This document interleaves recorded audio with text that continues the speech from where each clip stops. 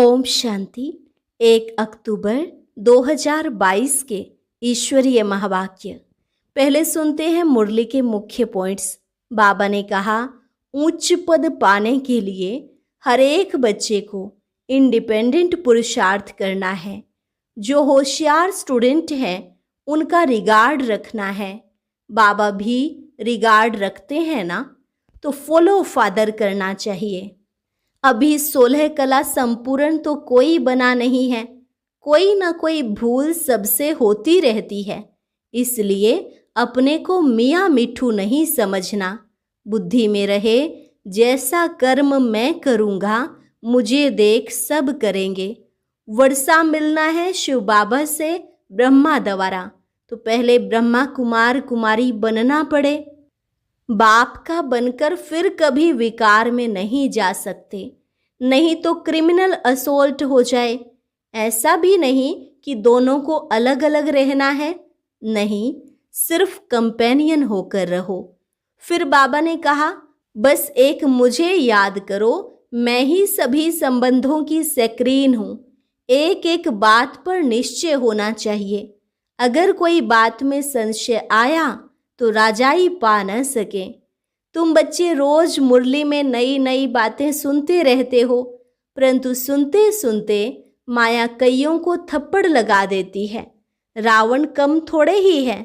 जैसे बाप सर्वशक्तिवान है, ऐसे माया भी सर्वशक्तिवान है। और लास्ट में बाबा ने कहा, तुम अभी 5 विकारों का दान दे दो तो ग्रहण छूट जाएगा। लेकिन कई बच्चे दान देकर फिर वापस ले लेते हैं। तुम्हें अंगद की तरह अचल अडोल बनना है। 1-2 का हाथ पकड़ इस नई यात्रा पर बाप की श्रीमत को फॉलो करते जाना है। और अब सुनते हैं महावाक्यों को विस्तार से। मुरली का सार। मीठे बच्चे, आपस में 1-2 का रिगार्ड रखना है। अपने को मियाँ मिठू नहीं समझना है। बुद्धि में रहे, जो कर्म मैं करूँगा मुझे देखकर सब करेंगे। प्रश्न, कौन सी अवस्था जमाने के लिए बहुत बहुत मेहनत करनी है? उत्तर, गृहस्थ व्यवहार में रहते स्त्री पुरुष का भान समाप्त हो जाए, मनसा में भी संकल्प विकल्प न चले। हम आत्मा भाई भाई हैं, प्रजापिता ब्रह्मा के बच्चे भाई बहन हैं। यह अवस्था जमाने में टाइम लगता है। साथ में रहते विकारों की आग ना लगे, क्रिमिनल असोल्ट ना हो, इसका अभ्यास करना है।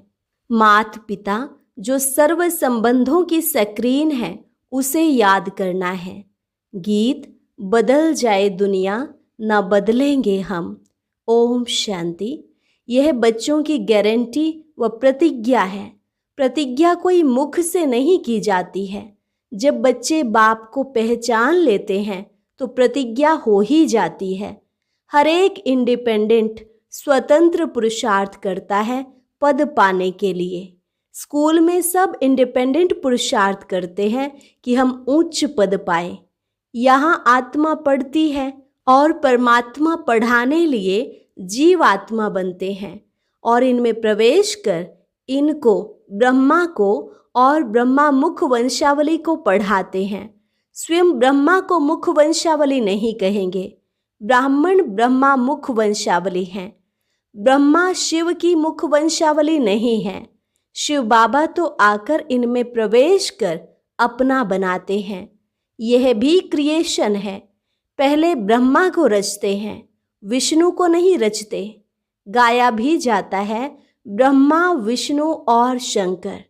विष्णु शंकर और ब्रह्मा नहीं कहा जाता है, पहले ब्रह्मा को रचते हैं। ब्रह्मा का ऑक्यूपेशन अलग है। यह हर एक बात समझने की है। इनको त्वमेव माताश्च पिता त्वमेव कहा जाता है, तो वह निराकार है ना। तो साकार में माता पिता चाहिए। तब पूछते हैं, मम्मा को माँ है? कहेंगे हाँ। ब्रह्मा मम्मा की भी माँ है, ब्रह्मा की कोई माँ नहीं। यह माँ ब्रह्मा फीमेल ना होने कारण सरस्वती को मम्मा कहते हैं। बाप पढ़ाते हैं तो यह भी पढ़ते हैं। जैसे तुम स्टूडेंट हो वैसे यह भी है। शिव बाबा कोई स्टूडेंट नहीं है। तुम बच्चे ब्रह्मा का मर्तबा भी देख रहे हो कि यह सबसे जास्ती पढ़ता है। देखते हो यह बरोबर नज़दीक है। पहले किसके कान सुनते हैं? यह ब्रह्मा सबसे नज़दीक है। तो कहेंगे कि मम्मा बाबा जास्ती पढ़ते हैं, फिर नंबरवार सब बच्चे पढ़ते हैं। भले ही बाबा कहते हैं जगदीश बच्चा मम्मा बाबा से भी अच्छा समझाता है। बाबा की मुरली पढ़कर धारण कर फिर गीता मैगजीन आदि बनाते हैं, क्योंकि यह शास्त्र आदि पढ़ा हुआ है। अंग्रेजी में भी होशियार है। इसको कहा जाता है रिगार्ड। स्टूडेंट को एक दो का रिगार्ड रखना है। बाबा भी रिगार्ड रखते हैं ना, तो फादर को फॉलो करना चाहिए। भले अभी 16 कला नहीं बने हैं, नंबरवार तो होते हैं ना। कोई न कोई भूलें सबसे होती रहती हैं, इसलिए अपने को मियाँ मिट्ठू नहीं समझना है। जैसे कर्म बाप करते हैं अथवा मैं करूँगा, मुझे देख सब करेंगे, तो एक दो का रिगार्ड रखना है। बाबा को भी रिगार्ड रखना पड़ता है। लोग कहते हैं कि यह स्त्री पुरुष को भाई बहन बनाते हैं, तो जो बुद्धिवान बच्चा होगा तो झट कहेगा कि परमात्मा के बच्चे तो सब हैं, तो भाई बहन ठहरे ना। प्रजापिता ब्रह्मा के बच्चे भाई बहन हुए ना। भाई बहन बनना अच्छा है ना। बाबा के बच्चे बनेंगे तो वर्षा ले सकेंगे। वर्षा मिलना है शिव बाबा से ब्रह्मा बाबा द्वारा, तो ब्रह्मा कुमार कुमारी बनना पड़े। फिर कभी भी विकार में जा नहीं सकते, नहीं तो क्रिमिनल असोल्ट हो जाए। बाबा कितना अच्छी रीति समझाते हैं, पवित्र रहने की युक्तियां भी बताते हैं। स्त्री भी कहती है बाबा, पुरुष भी कहते हैं बाबा, तो स्त्री पुरुष का भान टूट जाएगा। यह भी कहते हैं कि आदम और बीबी द्वारा सृष्टि की स्थापना हुई, तो सब उनकी संतान ठहरे, भाई बहन ठहरे। कुमार कुमारी के लिए इतनी मेहनत नहीं है। जो सीढ़ी चढ़ गया है तो उनको उतरना पड़े, तो उतरने में मेहनत है। ऐसे नहीं दोनों को अलग अलग रहना है, सिर्फ कंपेनियन होकर रहो। सतयुग में कोई अपवित्र नहीं होते और वहाँ बच्चे का भी इंतजार नहीं होता है। यहाँ बच्चे का इंतजार करते हैं। वहाँ समय अनुसार आपे ही साक्षात्कार होता है। मनुष्य तो कहते हैं यह कैसे हो सकता है। भला यहाँ के संपूर्ण विकारी कैसे समझें कि वहाँ निर्विकारी होते हैं। वहाँ देह अभिमान होता नहीं, यहाँ देह अभिमान रहता है। देह छोड़ने पर लोग कितना रोते हैं, वहाँ रोना होता नहीं। वहाँ समय पर साक्षात्कार होता है कि शरीर छोड़ जाकर प्रिंस बनना है। यहाँ भी तुम साक्षात्कार करते हो कि तुम भविष्य में जाकर महाराजा महारानी बनेंगे। श्री कृष्ण जैसा बालक गोद में देखते हो। साक्षात्कार से यह मालूम नहीं पड़ता कि सूर्यवंशी महाराजा महारानी बनेंगे या चंद्रवंशी, क्योंकि यह बिल्कुल नई बात है। इसलिए कहा जाता है पहले बाप को पहचानो। बाप कहते हैं देखो मैं कितना लवली हूँ। बाप कहते हैं कि सभी संबंधों की स्क्रीन मैं हूँ। मैं कहता हूँ मुझे याद करो। कहते हैं त्वमेव माताश्च पिता त्वमेव। एक एक बात में निश्चय बिठाना चाहिए, परंतु कोई न कोई बात में संशय आ जाता है, फिर राजाई पद पा न सके। इसलिए बाप कहते हैं मन मना भव।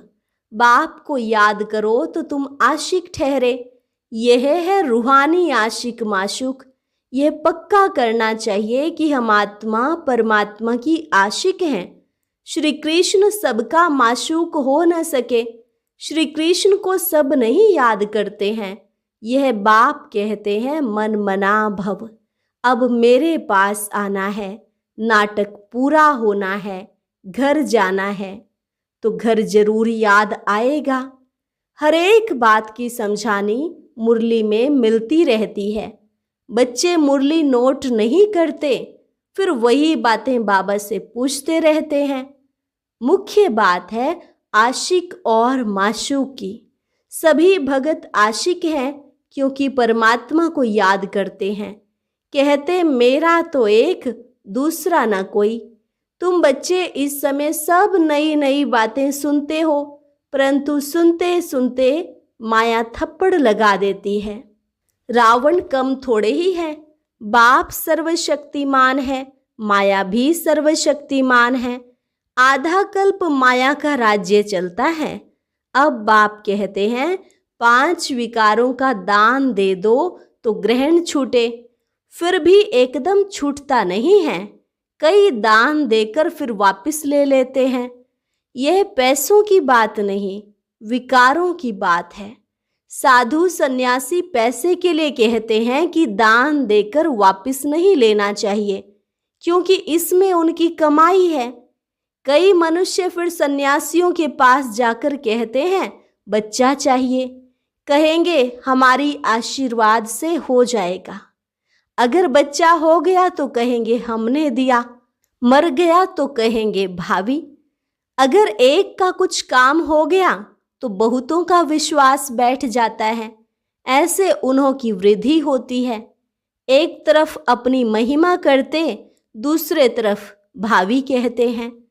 तुम इस समय अननोन वॉरियर्स हो।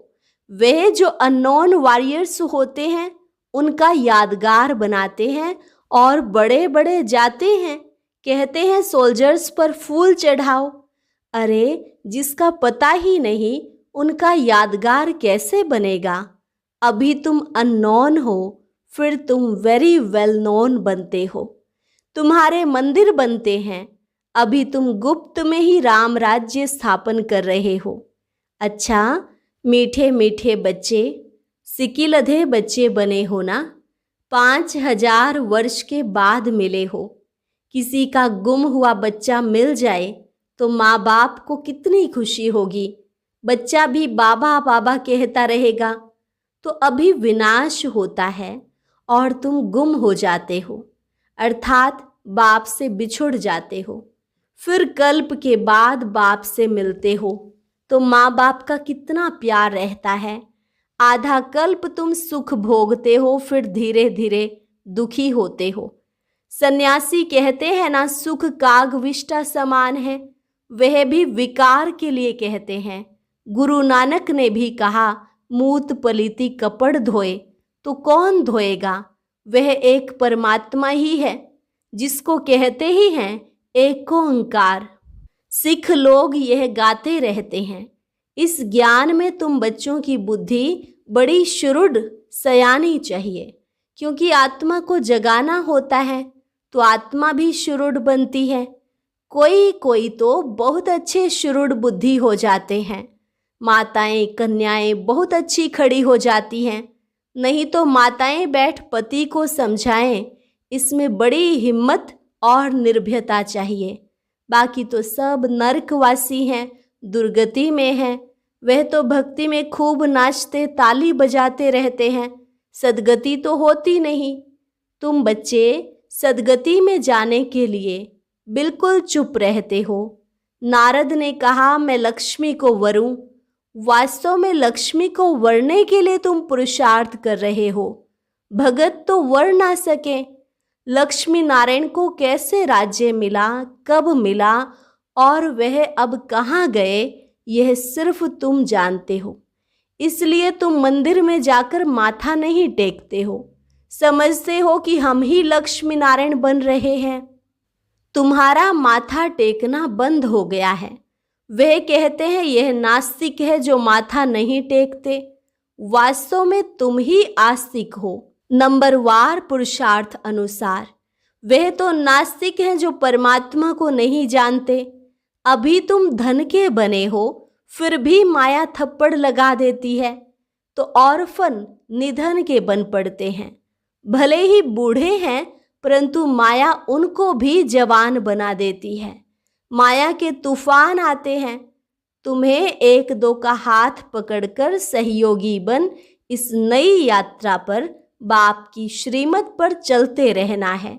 सारा मदार है बुद्धि की यात्रा पर। अचल अडोल अंगद की तरह बनना है। अंत में वह अवस्था आनी है।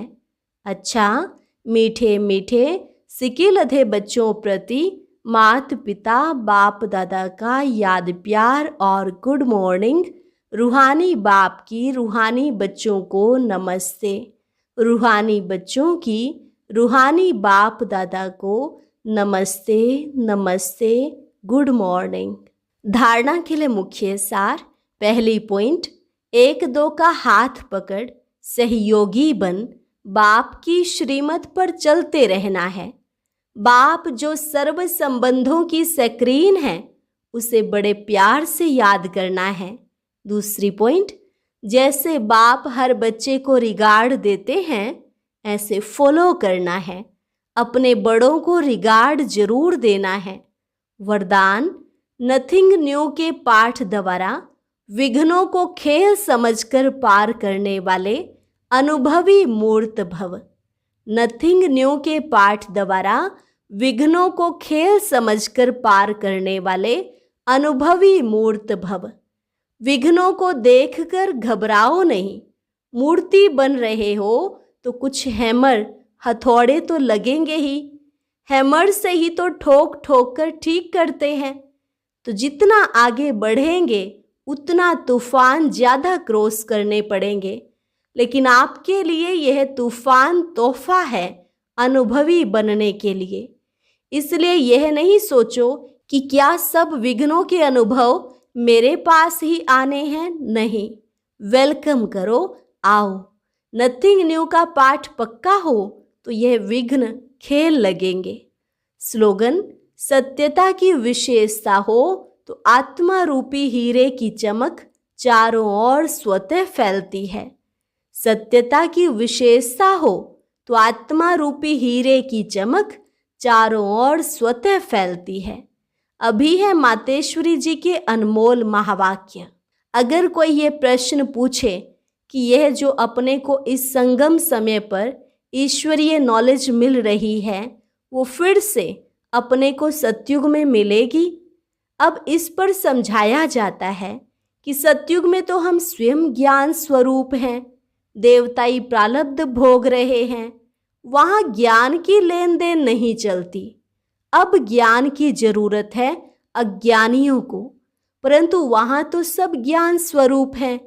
वहाँ कोई अज्ञानी रहता ही नहीं है जो ज्ञान देने की जरूरत रहे। अब तो इसी समय अपन सारे विराट ड्रामा के आदि मध्य अंत को जानते हैं। आदि में हम कौन थे, कहाँ से आए, और मध्य में कर्म बंधन में फंसे, फिर कैसे गिरे। अंत में हमको कर्म बंधन से अतीत हो कर्मातीत देवता बनना है। जो पुरुषार्थ अब चल रहा है, जिससे हम भविष्य प्रारब्ध सतयुगी देवता बनते हैं। अगर वहाँ हमको यह मालूम होता कि हम देवताएं गिरेंगे, तो यह ख्याल आने से खुशी गायब हो जाती। तो वहाँ गिरने की नॉलेज नहीं है, यह ख्यालात वहाँ नहीं रहती।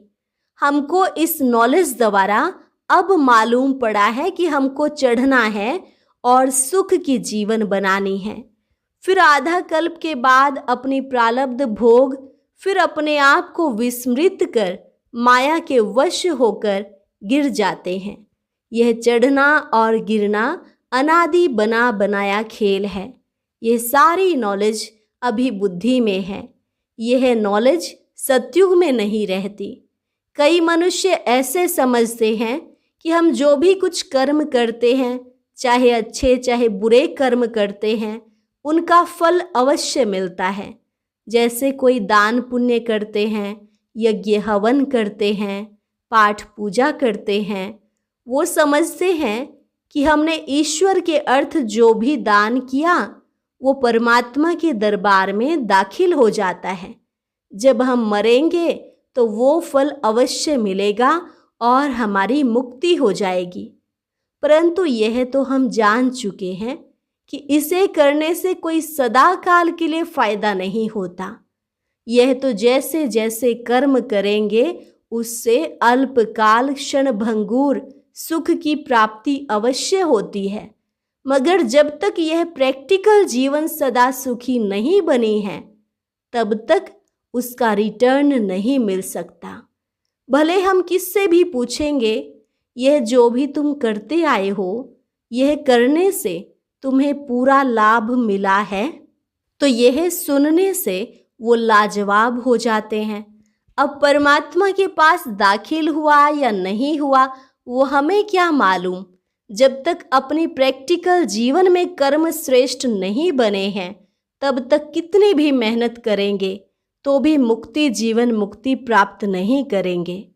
अच्छा दान पुण्य किया लेकिन उसे करने से कोई विकर्म तो भस्म नहीं हुए, फिर मुक्ति जीवन मुक्ति कैसे प्राप्त होगी। भले इतने संत महात्माएं हैं, जब तक उन्हों को कर्मों की नॉलेज नहीं है तब तक वो कर्म अकर्म नहीं हो सकते, न वह मुक्ति जीवन मुक्ति को प्राप्त करेंगे। उन्हों को भी ये मालूम नहीं है कि सत धर्म क्या है और सत कर्म क्या है। सिर्फ मुख से राम राम कहना, इससे कोई मुक्ति नहीं मिलेगी। बाकी ऐसे समझ बैठना कि मरने के बाद हमारी मुक्ति होगी, ऐसे को भी बेसमझ कहा जाएगा। उन्हों को ये पता ही नहीं कि मरने के बाद क्या फायदा मिलेगा, कुछ भी नहीं। बाकी तो मनुष्य अपने जीवन में चाहे बुरे कर्म करें चाहे अच्छे कर्म करें, वो भी इस ही जीवन में भोगना है। अब यह सारी नॉलेज हमें परमात्मा टीचर द्वारा मिल रही है कि कैसे शुद्ध कर्म करके अपनी प्रैक्टिकल जीवन बनानी है। अच्छा, और अब सुनते हैं आज का अव्यक्त ज्ञान मोती।